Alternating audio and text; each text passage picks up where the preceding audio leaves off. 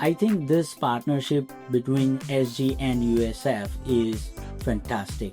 The day I heard about this partnership, I jumped on it and I accepted this agreement between USF and SGN, especially MSPN program.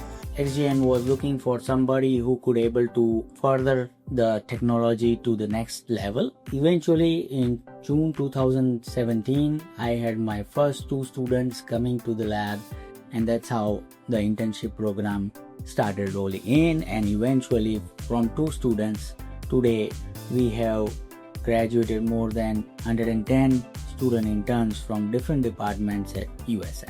For SGN, it has given access to the talent pool where the students come to the lab. During their internship program, they learn all the techniques, and after their graduation, they could join SGN team if they want. And it is a win-win situation for both of us because we have access to the talent pool. We don't need to hire anybody outside of USF, and at the same time it is beneficial for students to learn all these pharmaceutical techniques, and that makes them career ready, and that's the most exciting part of this collaboration.